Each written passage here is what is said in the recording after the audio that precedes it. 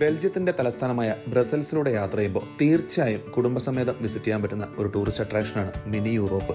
ബ്രസൽസിലെ പ്രശസ്തമായ അറ്റോമിയത്തോട് ചേർന്ന് കിടക്കുന്ന മിനി യൂറോപ്പ് വിശാലമായ ഒരു ഓപ്പൺ എയർ പാർക്കാണ്. യൂറോപ്യൻ യൂണിയന്റെ യൂണിറ്റിയും ആർക്കിടെക്ചറൽ വൈഭവവും സാംസ്കാരിക വൈദഗ്ധ്യങ്ങളും ഒക്കെ ലോകത്തോട് വിളിച്ചോതുന്ന മിനി യൂറോപ്പ് എന്ന ഓപ്പൺ പാർക്ക് 1989 അന്നത്തെ ബെൽജിയൻ ക്രൗൺ പ്രിൻസ് ഫിലിപ്പാണ് ഔദ്യോഗികമായി ഉദ്ഘാടനം ചെയ്തത്. യൂറോപ്പിലെ പല രാജ്യങ്ങളിൽ നിന്നുള്ള 80ഓളം നഗരങ്ങളുടെ സ്കെയിൽ മോഡൽസ് അഥവാ മീനിയേച്ചർ ലൈഫ് ലൈക്ക് മോഡൽസ് ആണ് ഈ പാർക്കിന്റെ പ്രത്യേകത. യൂറോപ്പിലെ പ്രധാനപ്പെട്ട പല ഐക്കോണിക് മോണുമെന്റ്സിന്റെയും മീനിയേച്ചർ ഫോംസ് നമുക്കിവിടെ കാണാം. പാരീസിലെ എയ്ഫൽ ടവർ, പിസായിലെ ചരിഞ്ഞ ഗോപുരം, ലണ്ടനിലെ ബക്കിംഗ്ഹാം പാലസ്, ബിഗ് ബെൻ തുടങ്ങി യൂറോപ്പിന്റെ സൂപ്പർ ഫാസ്റ്റ് ട്രെയിനായ യൂറോ സ്റ്റാറിന്റെ ചലിക്കുന്ന മോഡലും, പുകഞ്ഞു നിൽക്കുന്ന ഇറ്റലിയിലെ മൗണ്ട് വെസൂവിയസും, നമ്മുടെ കൺമുന്നിൽ സാമ്പിൾ ലോഞ്ചിങ് പോലെ കാണിക്കുന്ന ഒരു ചെറിയ റോക്കറ്റിന്റെ മോഡലും ഇവിടെയുണ്ട്.